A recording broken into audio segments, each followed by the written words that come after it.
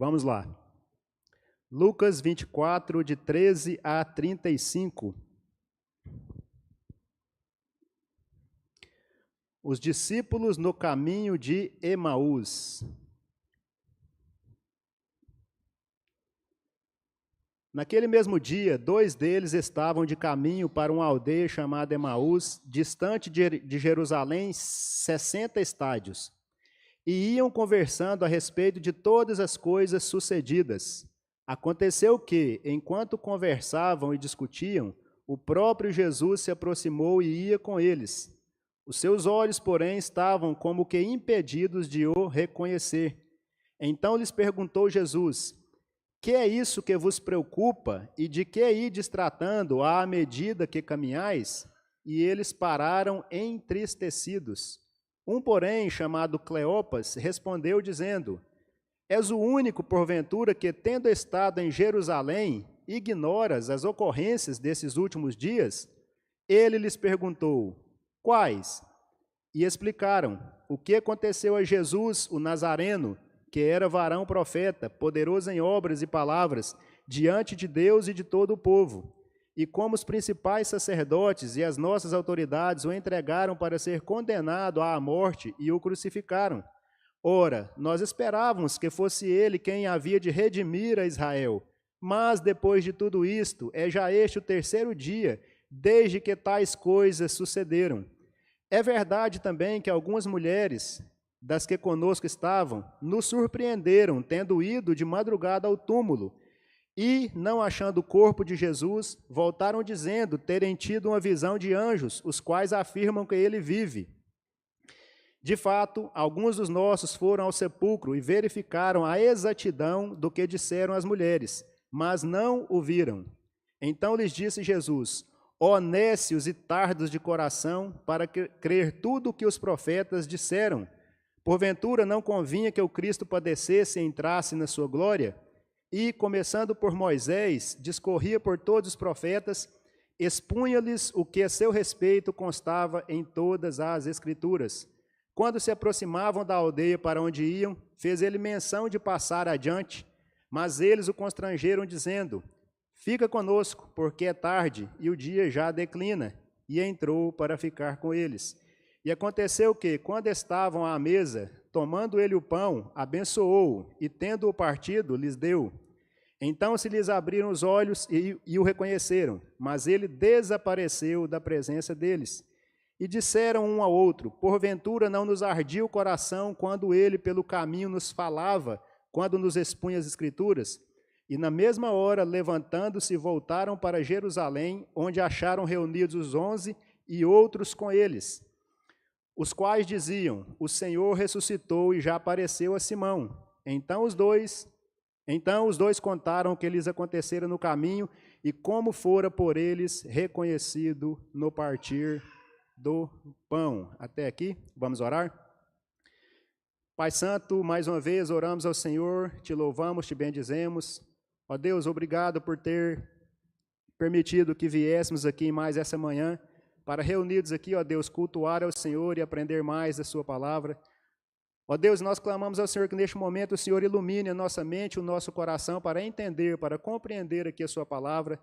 Sabemos que só assim, Pai, nós podemos ter o discernimento, somente se o Senhor iluminar o nosso coração e a nossa mente. Por isso nós clamamos ao Senhor, ó Deus. De nós mesmos, nós não temos nenhuma capacidade, ó Deus, de compreender a sua palavra, porque somos muito limitados.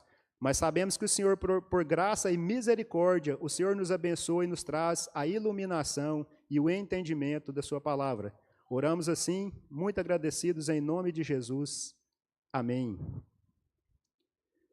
Meus irmãos, às vezes nós passamos por momentos difíceis, né, que quebram as nossas expectativas e geram em nossos corações uma forte desilusão. E isso muitas vezes provoca em nós o quê? Uma forte onda de desânimo espiritual. Devido a tudo isso que às vezes nós passamos, que nós enfrentamos, às vezes colocamos tantas expectativas em tantas coisas e às vezes somos frustrados. E isso provoca em nós, então, uma desilusão e um desânimo. Hoje eu quero refletir com vocês sobre o tema sobrevivendo ao desânimo. E nessa reflexão aqui eu quero pontuar aqui com vocês, então, o que é o desânimo, né? Como ele surge em nossas vidas e o que precisamos fazer, então, para vencê-lo e prosseguir na nossa caminhada cristã. O que precisamos fazer para não deixar que o desânimo nos atrapalhe e dificulte a nossa caminhada cristã. E eu quero exemplificar isso, esse ensinamento hoje aqui, então, usando esse exemplo aqui dos 2 discípulos no caminho de Emaús. Nós percebemos aqui, lendo aqui, e veremos aqui então como eles estavam desanimados devido a uma desilusão pelo que havia acontecido. E eu espero sinceramente que o Senhor fale graciosamente aos nossos corações nessa manhã. Então, meus irmãos, o que é o desânimo, né? Como nós podemos então conceituar desânimo? Desânimo é um abatimento que enfrentamos diante de situações que nos amedrontam ou nos desgastam emocionalmente. Isso é um desânimo, esse abatimento que vem por causa disso. Situações, então, que nos trazem medo, nos trazem insegurança e que nos desgastam emocionalmente, psicologicamente e acaba por nos desgastar até fisicamente. Nós passamos, às vezes, né, pelo vale, pelo deserto, pelos dias nublados da alma, né? E nesses dias nós só conseguimos enxergar o vale, o deserto e os dias nublados. Parece que nós não conseguimos ver uma luz no fim do túnel, não conseguimos achar esperança, parece que não conseguimos enxergar que por cima das nuvens escuras o sol da justiça ainda está brilhando. Nesses dias nós passamos por conflitos existenciais e isso nos traz desânimo. Então o desânimo é isso, abatimento por situações que enfrentamos que nos amedrontam ou nos desgastam emocionalmente, psicologicamente. Uma vez, meus irmãos, instalado em nosso coração, o desânimo nos leva a desacreditarmos de nossa fé, a desacreditar das possibilidades que temos de crescer e frutificar diante de Deus. O desânimo nos leva a isso se ele se instalar e criar morada em nosso coração. Isso é muito perigoso. Nós perderemos a fé, abriremos mão, então, até de projetos, abriremos mão de ministérios. Isso vai nos conduzir ao quê? A um fracasso e a uma apatia. O desânimo não pode se instalar em nossos corações. Biblicamente, o desânimo é a condição daqueles que perderam sua confiança em Deus e se veem mergulhados em um profundo mar de frustrações e inquietações. Podemos dar essa definição aqui, bíblica, para o desânimo. Aqueles que perderam confiança em Deus e se veem agora mergulhados, então, nesse mar de frustrações e inquietações. Alguns exemplos, meus irmãos, de pessoas que desanimaram em certos momentos em suas vidas. Já começando lá no início com Abraão, quando ele ali então desanimou por não aguentar ali esperar o tempo do cumprimento da promessa do nascimento de seu filho Isaque. Jó também enfrentou um desânimo por causa de tudo que ele perdeu, né? A perda de seus filhos, de suas propriedades, e em certo momento ele desanimou. O profeta Elias, né, se viu desanimado e sentiu-se ali sozinho quando estava sendo perseguido por Jezabel, a ponto de pedir até mesmo a morte. Alguns exemplos bíblicos aqui de pessoas que desanimaram. E tem diversos outros exemplos, meus irmãos, de personagens que passaram por momentos de desânimo. E eu creio que isso aqui deve nos conduzir pelo menos a 2 reflexões, meus irmãos. A primeira reflexão: todo crente, por mais virtuoso que seja, por mais fervoroso que seja, está passível de desanimar vez ou outra. Está passível de desanimar de vez em quando. Nós não devemos tratar o desânimo, meus irmãos, assim, se nós nos encontrarmos pontualmente desanimados, de vez em quando desanimados, nós não devemos tratar isso como o fim do mundo ou o fim da nossa vida espiritual. Caminhar lutando contra todos os padrões desse mundo causa em nós um desgaste natural. Isso é comum que nós fiquemos desanimados vez ou outra, de vez em quando, pontualmente. Exemplos aqui bíblicos de pessoas que desanimaram, eles desanimaram vez ou outra, pontualmente, não viveram uma vida de desânimo. O desânimo não se instalou e não criou raízes nos corações deles. Então, todo crente, por mais virtuoso que seja, está passível de desanimar vez ou outra. Isso não é também o fim do mundo. A segunda reflexão, meus irmãos, que embora o desânimo possa chegar a nos atingir, ele deve ser tratado com severidade e não somente com naturalidade. Às vezes nós tratamos com naturalidade. Não, eu estou desanimado, mas isso é normal, é comum acontecer, isso é natural. É perigoso nós tratarmos assim. O desânimo deve ser tratado com severidade. Por quê? A desesperança, meus irmãos, que naturalmente acompanha o desânimo, dificultará a nossa percepção da graça de Deus e isso gradualmente abalará nossas convicções e valores. Se nos entregarmos ao desânimo, gradualmente as nossas convicções serão abaladas e isso é perigoso. O apóstolo Paulo, em 2 Coríntios 4:8, disse assim, ó, em tudo somos atribulados, porém não angustiados, perplexos, porém não desanimados. Porém não desanimados. Paulo não quis dizer aqui, meus irmãos, que ele não desanimava, que eles ali, os cristãos do primeiro século, não desanimavam. Essa expressão não desanimados, ele quis dizer que eles não se deixavam vencer pelo desânimo. Perplexos, porém não desanimados, não vencidos pelo desânimo. Isso aqui, meus irmãos, tem a ver com o quê? Com resiliência, aquela capacidade de voltar ao seu estado normal depois de passar por uma tribulação, de passar por um choque. Isso é resiliência. Perplexos, porém não desanimados. Nós nos abatemos, somos angustiados, ficamos perplexos, mas voltamos ao nosso estado normal de cristãos e filhos de Deus. Resiliência. Um exemplo de resiliência comum, uma ponte.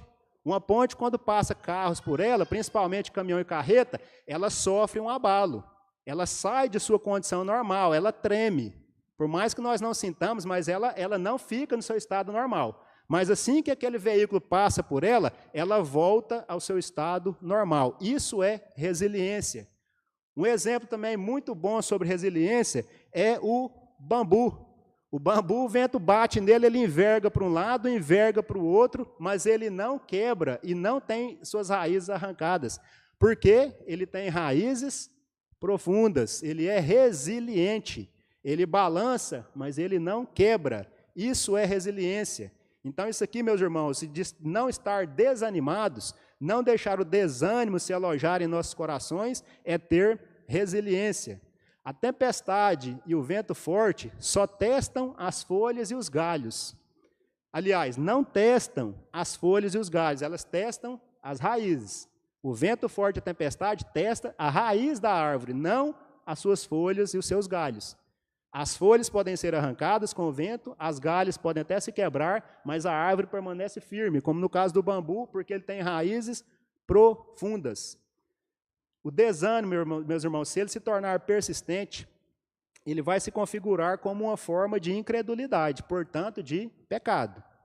Vejam bem que eu falei que se ele se tornar persistente, não se ele for pontual uma vez ou outra, mas se ele se tornar permanente e resistente em nosso coração, ele configura como uma forma de incredulidade e, portanto, pecado, que exige de nós o quê? Arrependimento e mudança de coração.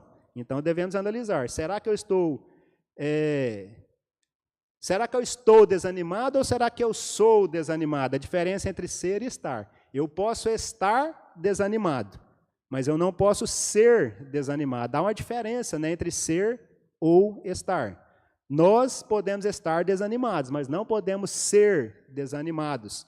Perplexos, abalados, angustiados, porém não desanimados, como disse o apóstolo Paulo. Então devemos analisar, se o desânimo que está em mim está persistente demais, se está me abatendo muito todos os dias, dia após dia, eu tenho que tomar cuidado. Ele se configura como uma forma de incredulidade, portanto de pecado, e deve então ser tratado com arrependimento e mudança de coração. Dito isso, meus irmãos, vamos então aqui aos exemplos dos dois discípulos no caminho de Emaús. No dia que Jesus ressuscitou, dois desses discípulos, né, estavam ali de caminho para essa aldeia chamada Emaús, cerca ali de 10 quilômetros ali de Jerusalém, e ambos estavam o quê? Profundamente impactados com os fatos que haviam sucedido naqueles dias, lá naqueles tempos, que era ali todo o martírio de Jesus e a sua crucificação. E eles estavam entristecidos, então, porque a esperança que haviam criado da obra do Messias havia o quê? Se frustrado. Eles tinham esperança com a vinda do Messias. Mas devido a tudo aquilo que aconteceu, eles viram o sofrimento de Jesus, viram ele ser crucificado, e aqui ainda não sabiam que ele tinha ressuscitado, então eles veem a esperança deles desabar. Então eles mergulham aqui em um estado de desânimo. Eles vão caminhando ali, e comentando sobre tudo aquilo, e aí desanimados pelo que havia acontecido. Eles perderam ali a esperança. Agora acabou. Não há mais esperança. Então eles caminham, eles saem de Jerusalém ali, se isolando, indo para a sua aldeia Emaús ali, e comentando um com o outro ali, desanimados. A primeira coisa que nós podemos perceber aqui, meus irmãos, é o quanto o desânimo é contagioso e como os desanimados precisam desanimar mais alguém para se sentirem melhor. É desse jeito, o desânimo ele é contagioso. E eu não diria quem está desanimado, eu diria quem é desanimado, como eu falei a diferença entre ser e estar, então quem é desanimado, ele quer contagiar outras pessoas com o seu desânimo, para o quê? Para se sentir melhor, para que alguém se sinta como ele. Então o desânimo é contagioso, nós podemos perceber. Ambos os discípulos aqui estavam compartilhando as suas frustrações, comentando sobre tudo aquilo, sobre como eles perderam a esperança, e não para se ajudarem ali, né? Porque o texto diz o quê? Que eles estavam entristecidos. Versículo 17. Então eles vão conversando ali, né? E lamentando, muito provavelmente, eles estavam entristecidos. Então o desânimo acaba sendo contagioso. Um ali poderia estar animando o outro, né? Mas não, eles estavam todos os dois desanimados e um contagiando o outro ali. E eles vão ali lamentando, estavam entristecidos. Então, a primeira coisa, o desânimo é contagioso. A segunda coisa que percebemos é o tratamento especial que Cristo dedica a quem está desanimado. Nós podemos, às vezes, imaginar, né, que o desanimado está sozinho, né, mas a Escritura nos mostra o quê? Que Deus tem prazer em levantar o caído. E aqui não foi diferente. Enquanto eles caminhavam ali conversando, o próprio Jesus se pôs ao lado deles, porque Jesus sabia que eles estavam naquela condição. Então Jesus vem, só os dois ali naquele caminho indo para aquela aldeia, o próprio Cristo se põe ao lado deles. Então nós vemos aqui a preocupação e o tratamento especial que Jesus dedica a quem é desanimado, meus irmãos, ou também a quem está desanimado. Então ele se põe ao lado deles ali e lhes pergunta, né, o que é isso que vos preocupa à medida que vocês caminham? Por que vocês estão preocupados? Por que vocês estão lamentando? Apesar do desânimo, meus irmãos, poder se configurar como um estado pecaminoso, como eu disse, se ele se tornar persistente, ele é uma forma de incredulidade, portanto, ele é pecado, mas apesar de ele se tornar, né, nesse caso aqui, pecaminoso, Jesus não abandona o desanimado. Ele vem para restaurar. O propósito de Jesus ali, ao se colocar ao lado deles, era de trazer realmente uma restauração àqueles discípulos que estavam ali agora sem esperança, achando que tudo havia acabado, que tudo havia terminado. Então Jesus se põe ao lado deles ali para restaurá-los. Deus, Jesus, tem um tratamento especial aos desanimados.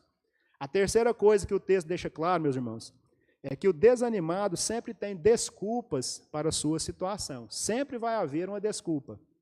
Ah, mas é isso, mas é aquilo outro, é fulano, é ciclano. O desanimado sempre tem desculpas para a sua situação.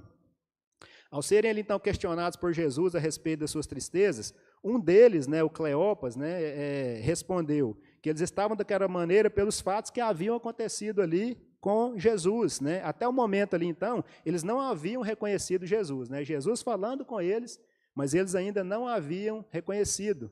Estavam como que os olhos vendados. Então eles falam que estavam daquela maneira pelos fatos que haviam acontecido com Jesus, toda a crueldade ali de sua morte. E eles esperavam, meus irmãos, que Jesus fosse o libertador político de Israel, coisa que nunca foi o plano de Deus, mas é isso que eles esperavam. Um libertador do domínio de Roma, um libertador político, e é isso que eles esperavam. Por isso eles estavam então tão frustrados ali, a expectativa desse libertador político havia acabado. E ao perceber então que essa expectativa falha, né, eles optam então por mergulhar nesse estado de desânimo aí, de descrença, né, e saem de Jerusalém, estão indo ali para sua aldeia.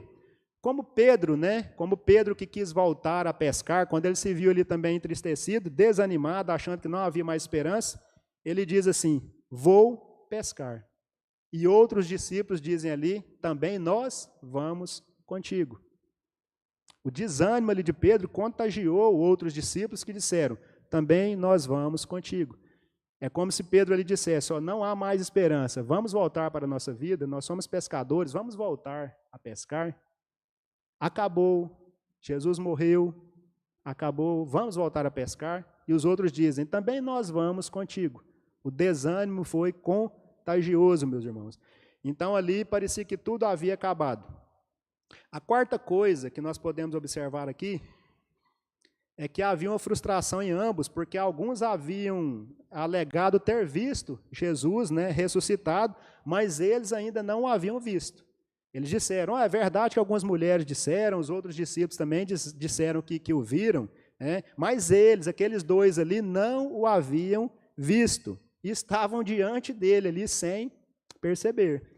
Mas eles falam, é verdade, algumas mulheres disseram que o viram, alguns discípulos também, mas eles ali parece que demonstram a frustração, porque eles mesmos não haviam ainda visto Jesus, meus irmãos. E uma das fontes geradoras do desânimo é quando pensamos que Cristo está fazendo mais pelo nosso irmão do que por nós. A grama do meu vizinho, do meu irmão é mais verde do que a minha, tudo para ele é melhor do que para mim. Então, meus irmãos, o desânimo é gerado em nossos corações quando nós pensamos isso. Deus está fazendo mais pelo meu irmão do que por mim mesmo. Aí nós começamos a nos colocar numa situação de coitadinhos, às vezes, e desanimamos. Nós pensamos que Deus não quer fazer nada por nós e só faz pelos outros. Parece que todo mundo prospera, menos eu. Deus está fazendo isso e aquilo por fulano, não está fazendo por mim.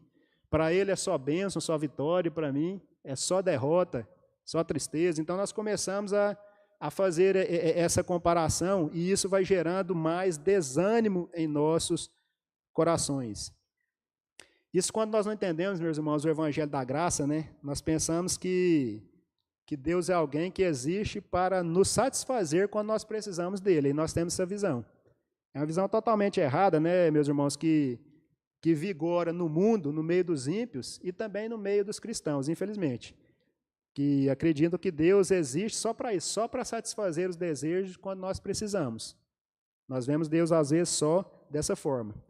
Contudo, quando nós somos iluminados pelo Espírito e vemos o tamanho da nossa depravação espiritual, nós somos então encorajados, meus irmãos, a perceber que o perdão dos pecados e a justificação são provas o que? Suficientes da bondade de Deus para conosco.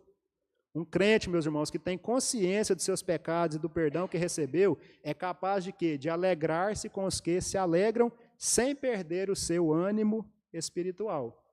Quando nós somos realmente transformados pela graça de Deus, cremos que o perdão e a justificação são provas suficientes da bondade de Deus para conosco, mesmo que Ele não me abençoe com saúde, não me abençoe com bens materiais, com riqueza, com prosperidade. Mesmo assim, quando eu creio e eu vejo a graça e a justificação no perdão dos meus pecados, isso é prova suficiente da bondade de Deus para comigo. E isso vai me levar o quê? A me alegrar com os que se alegram e não a lamentar e ficar desanimado e ficar achando que Deus não me vê, que Deus não quer fazer nada por mim. Meus irmãos, vamos aqui então para algumas lições que o texto nos dá aqui, então, para sobrevivermos, então, ao desânimo. Nós conceituamos aqui o que é o desânimo, vimos aqui alguns pontos, então, na história desses discípulos aqui, porque eles estavam desanimados, como eles estavam encarando aquela situação. E vamos aqui ver, então, algumas lições que o texto nos dá para sobrevivermos, então, ao desânimo. Jesus ama restaurar ao desanimado, eu já falei, mas ele trata o desânimo com severidade, não com naturalidade. As palavras de Jesus são surpreendentes e fortes para aqueles discípulos, O que ele fala para eles? Honécios e tardos de coração para crer tudo o que os profetas disseram, versículo 25 aí que lemos, honécios, ou seja, insensatos, ignorantes, e tardos de coração, ou seja, lentos de coração para compreender tudo o que os profetas disseram. São palavras pesadas para quem estava ali desanimado, Mas Jesus trata o desânimo com severidade. Ó, vocês são insensatos e são lentos para compreender tudo o que os profetas disseram. E a primeira coisa, meus irmãos, que aqueles discípulos deveriam fazer era, aqui nas palavras de Cristo, então, crer no que a Escritura estava dizendo. Se nós quisermos, meus irmãos, sobreviver às ondas de desânimo que tentam nos afogar, nós precisamos retornar ao lugar de onde flui a voz do Espírito de Deus, a palavra escrita, ou seja, a Bíblia. A primeira coisa que aqueles discípulos deveriam fazer aqui, nas palavras de Cristo, era crer no que estava escrito a respeito dele. Romanos 10:17 diz: e assim a fé vem pela pregação, e a pregação pela palavra de Cristo, ou a fé vem pelo ouvir, e o ouvir pela palavra de Cristo. Então, a primeira coisa que Cristo queria era que eles, então, crescem no que a Escritura estava dizendo. A segunda coisa que Jesus fez foi mostrar por toda a Escritura revelada até aquele momento, né, que era só o Antigo Testamento, né, a Escritura revelada até aquele momento, ainda não tinha o Novo Testamento como nós temos hoje, até aquele momento era só o Antigo Testamento, a Escritura revelada. Jesus queria então mostrar era o que dele estava escrito, o que a respeito dele estava escrito. E havia, meus irmãos, um propósito então pedagógico nisso, um propósito de ensino de Jesus nisso aí. Por quê? Nós somos tentados a ler a Bíblia para descobrir o que ela tem a dizer a respeito de nós mesmos, para ver o que ela tem a dizer sobre nós, sobre os nossos desejos, sobre as nossas vontades. Assim é pregado aí fora um evangelho diluído, né? Então nós somos tendentes a isso, às vezes a ler, querendo saber o que a Bíblia diz sobre nós. Vamos tirar aqui um versículo, igual muitos fazem, vamos tirar aqui um versículo e ler. É engraçado que isso só pega as partes boas, né, da palavra, né? As partes que confrontam nunca pega, né? Só a parte de bênção. Então nós somos tendentes a isso, meus irmãos, e queremos descobrir o que ela tem a dizer só a nosso respeito. Mas Jesus aqui, ele mostra, meus irmãos, que nós devemos ler a Bíblia para compreender o que ela diz a respeito dele e somente dele. Honestos e tarde de coração, para crer tudo o que os profetas disseram. Quanto mais nós conhecermos, meus irmãos, a Cristo, mais fortalecidos nós seremos para enfrentarmos a nós mesmos, ao mundo e a todas as trevas que nos cercam. Todo o universo gira em torno de Cristo e de sua obra de salvação. Então, quanto mais nós conhecermos a Ele, mais fortalecidos nós seremos para enfrentarmos o desânimo. Versículo 27, começando por Moisés, discorrendo por todos os profetas, expunha-lhes o que a seu respeito constava em todas as Escrituras. Desde Moisés, passando pelos profetas, ele expôs ali a eles o que a respeito dele, e não deles, estava escrito. A terceira coisa a ser observada aqui no texto, meus irmãos, foi a mudança de atitude desses discípulos, depois que Jesus, então, ali, discorre sobre a Escritura ali com eles. A primeira coisa, então, foi a mudança de atitude daqueles discípulos. Vocês lembram que eu falei que o desânimo é contagioso? A fé é muito mais contagiosa do que o desânimo. Após algum tempo ali de conversa com Jesus, o coração deles ficou aquecido a ponto deles não quererem mais ficar sozinhos. Enquanto Jesus foi falando ali, o coração deles foi se aquecendo por aquelas palavras, a ponto agora deles não quererem mais ficar sozinhos. Eles então queriam e até precisavam continuar ouvindo as palavras de Jesus, né, que fizeram com que eles enxergassem a realidade ali da cruz, mesmo sendo tão cruel. Então, se quisermos, meus irmãos, vencer o desânimo, precisamos estar perto de pessoas o quê? Pessoas animadas. Eles estavam desanimados, mas Jesus ali os animou, e eles perceberam um ânimo em Jesus, discorrendo ali sobre toda a Escritura para eles ali, então eles se animam, e agora eles não querem o quê? Mais ficar sozinhos. Se nós olharmos, meus irmãos, para as pessoas desanimadas, nós perceberemos duas coisas. Ou elas querem se isolar, ficar sozinhas, ficar à parte de tudo. Na igreja, pessoas desanimadas, às vezes querem se isolar, ficar à parte, não quer participar de nada. Ou então elas se juntam e procuram outras pessoas desanimadas para estarem com elas.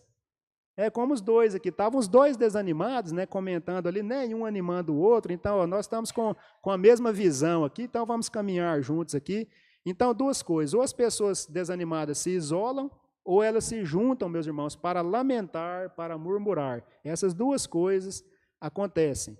Agora, se nós olharmos para as pessoas que são animadas, meus irmãos, eles sempre estão juntos de quê? De outras pessoas animadas, salvo algumas exceções, mas geralmente é assim, pessoas animadas se juntam com outras pessoas animadas. Então, ande, meus irmãos, com pessoas animadas, e você será fortalecido na sua fé, a sua incredulidade e o seu desânimo será vencido.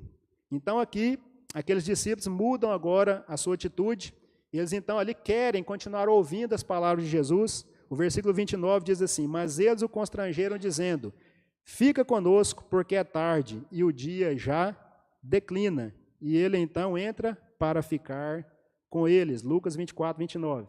As palavras de Jesus ali trouxeram ânimo. Interessante que Jesus expõe as Escrituras. Jesus não vem ali com filosofias humanas para ali trazer ânimo a eles.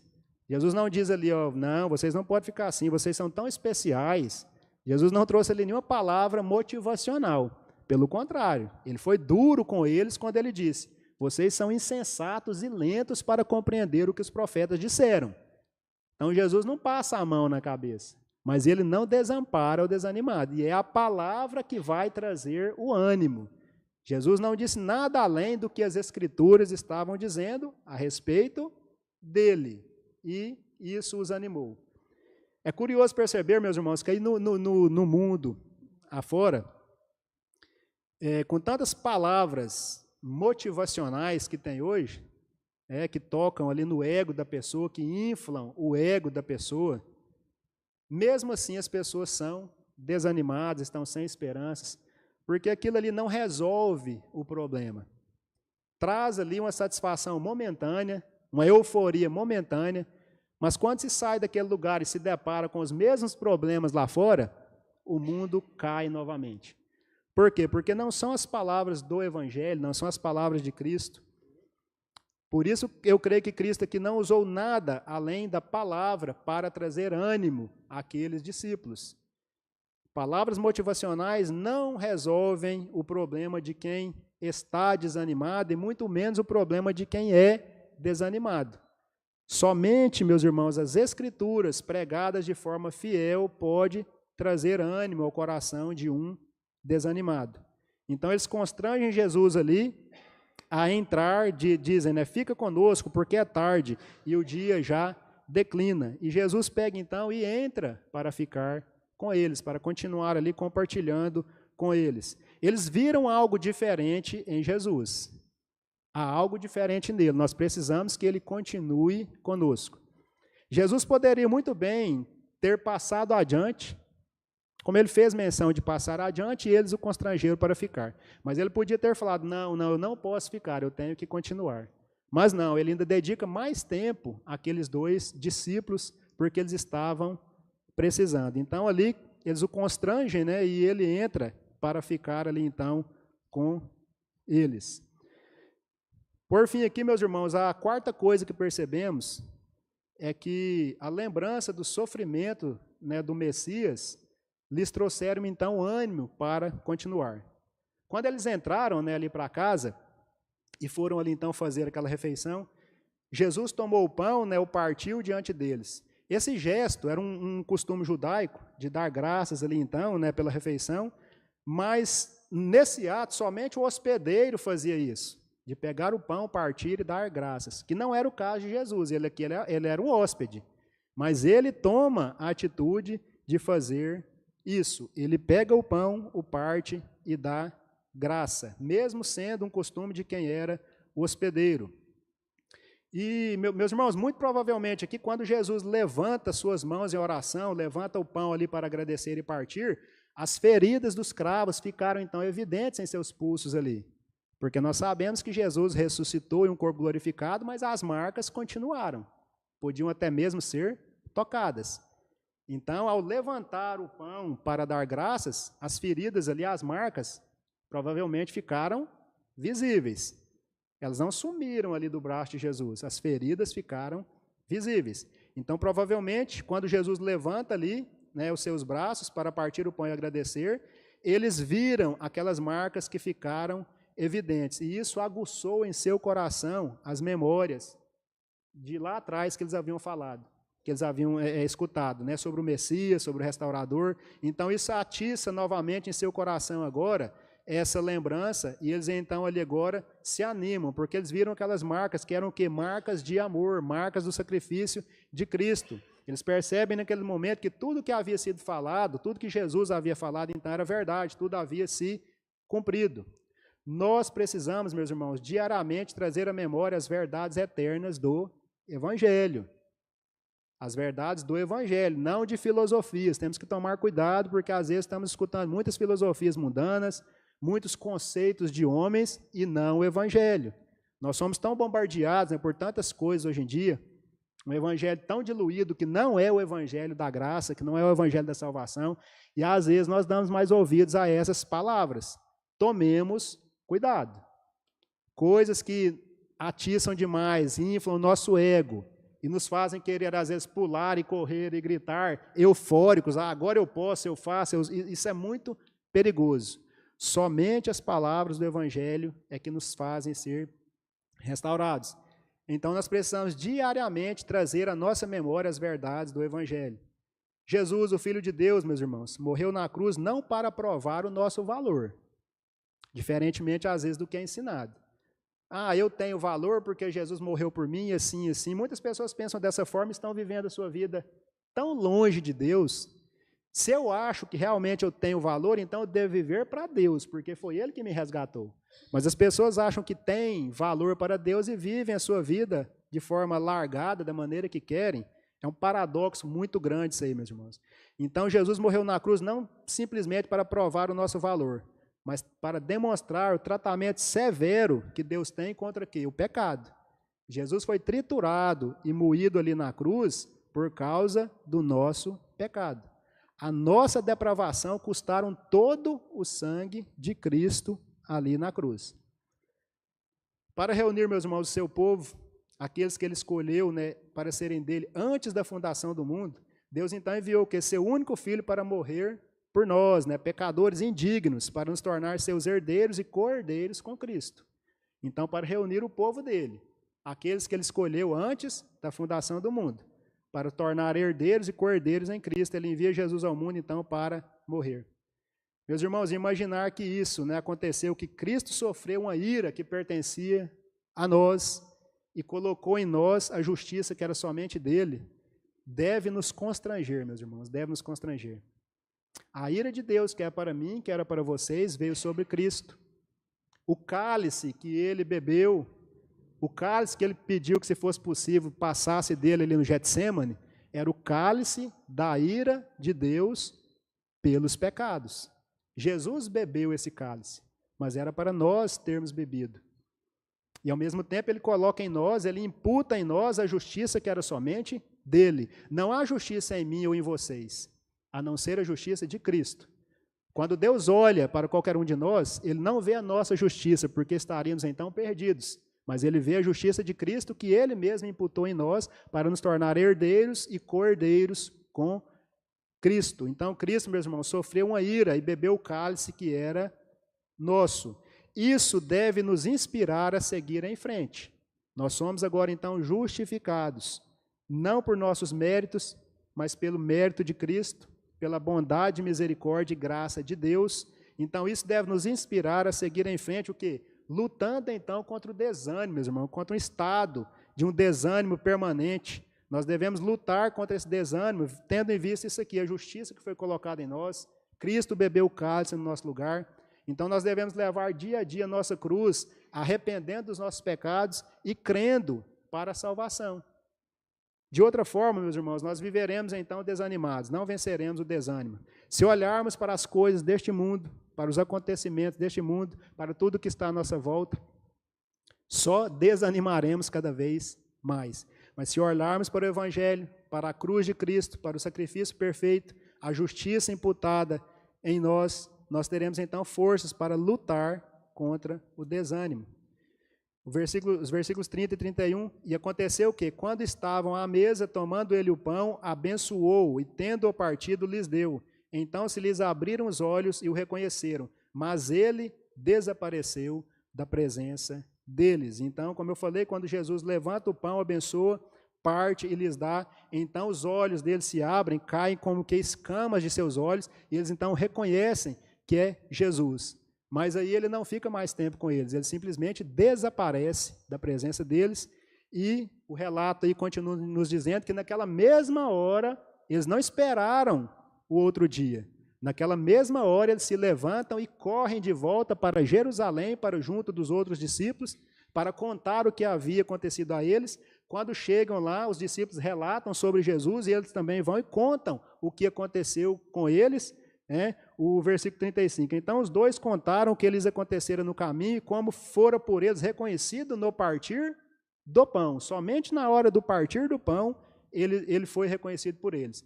Então agora, meus irmãos, eles não estão mais desanimados, como naquele momento que eles estavam indo para Emaús. Provavelmente caminhando devagar, de cabeça baixa. Agora eles voltam rapidamente para Jerusalém e alegres, animados em seus espíritos, porque acabaram de encontrar o Messias e o reconheceram.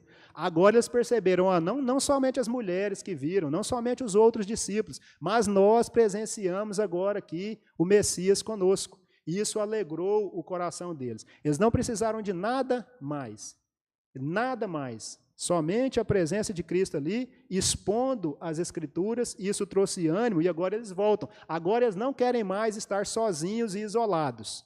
Eles querem estar perto dos outros discípulos para se animarem mutuamente. Já concluindo aqui, meus irmãos, Lamentações de Jeremias 3, 21 a 23 diz assim, quero trazer à memória o que me pode dar esperança. As misericórdias do Senhor são a causa de não sermos consumidos, porque as suas misericórdias não têm fim, renovam-se cada manhã, grande é a tua fidelidade. Jeremias aqui passando por um período ali de provações, de lutas, de tristeza, de desânimo, chega um momento em que ele fala isso, eu quero trazer à memória o que me pode dar esperança. É como se ele falasse, opa, chega, eu preciso mudar aqui agora, eu tenho que trazer à memória aquilo que pode me dar esperança. E o que pode, meus irmãos, nos dar esperança? Na sequência do relato nos diz, as misericórdias do Senhor, que são a causa de não sermos consumidos, as suas misericórdias não têm fim, renovam-se cada manhã e grande é a sua fidelidade. Quero trazer à memória o que me pode dar esperança. Isso aqui pode e deve nos dar esperança. Simplesmente as misericórdias do Senhor, que são a causa de não sermos consumidos. As suas misericórdias não têm fim, renovam-se a cada manhã, grande é a fidelidade de Deus. Se olharmos para qualquer outra coisa, nós não conseguiremos trazer à memória esperança. Porque nada nesse mundo, nem coisas, nem pessoas, podem nos dar essa esperança para vencer o desânimo. Nós devemos trazer à memória as misericórdias do Senhor, que são causa de não sermos consumidos. João 16, versículo 3, ali na parte B, Jesus disse assim, no mundo passais por aflições, mas tende bom ânimo, eu venci o mundo. Um versículo muito conhecido, né? No mundo passais por aflições, mas tende bom ânimo, eu venci o mundo. Passamos e passaremos sempre por aflições, por desilusões neste mundo. Isso é inevitável. Enquanto estivermos caminhando aqui em um mundo caído e corrompido pelo pecado, é inevitável que passemos por situações que provoquem em nós desilusão e desânimo. Passaremos por aflições, mas o quê? Não desanimemos, mas tenhamos bom ânimo. Por quê? Porque este mundo já está vencido por Cristo. Jesus diz aos discípulos, vocês passarão sim por aflições. Não se preocupem, não achem que vai ser tudo bom. Vocês caminharão passando por aflições. Na verdade, meus irmãos, cristianismo é um caminho de aflição. Se assim não for, está errado. Um cristianismo que tudo está bem, que parece que tudo é mil maravilhas como é pregado, é um cristianismo falso. Cristianismo, eu diria que pressupõe tribulação e sofrimento. Foi assim com o próprio Messias, foi com os discípulos, foi com todos os cristãos do primeiro século, conosco não será diferente. é um caminho de sofrimento, de aflição. Mas as palavras do mestre aqui para nós, tenhamos bom ânimo, porque ele venceu o mundo. E o mundo que nos espera, aí sim, não terá mais nada, nem choro, nem morte, nem aflição, nem dor. Por enquanto estamos aqui somente de passagem. Hoje à noite eu compartilharei com vocês sobre a questão de sermos peregrinos aqui neste mundo. E assim devemos nos portar, como alguém que está passando por este mundo, mas que não pertence a esse mundo de dores e aflições. Mas não nos enganemos, enquanto estivermos aqui, dor, aflição, sofrimento, desilusão nos acompanharão. Mas tenhamos bom ânimo, porque Cristo já venceu o mundo. O escritor C.S. Lewis disse assim: a dor não tem a última palavra, a esperança em Cristo, sim. Não pense que a sua dor tem a última palavra na sua vida. Não pense que o seu sofrimento, a sua desilusão, o seu desânimo tem a última palavra em sua vida. Traga à memória aquilo que pode te dar esperança, porque a esperança em Cristo, sim, tem a última palavra, de acordo com C.S. Lewis. O pastor Timothy Keller disse assim: o sofrimento pode nos refinar em vez de nos destruir, porque o próprio Deus anda conosco no fogo.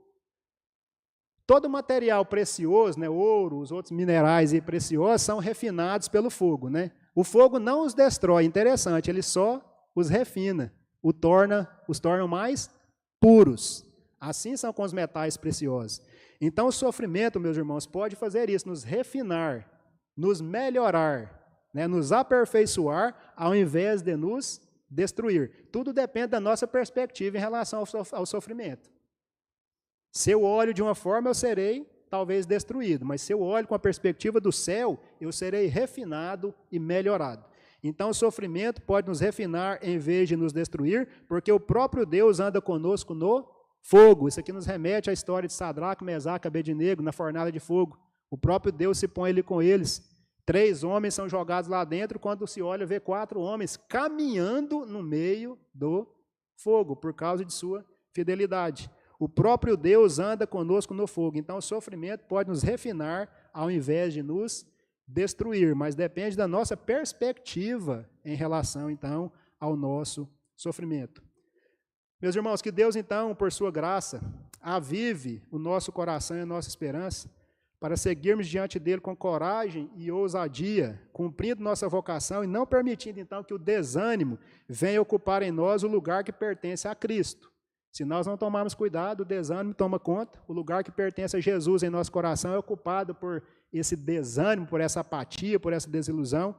Então, que nós peçamos a Deus que Ele tenha misericórdia, avive em nós essa esperança para seguirmos em frente com ousadia e coragem e cumprir nossa vocação. E não permitir, então, que o desânimo tome o lugar de Cristo.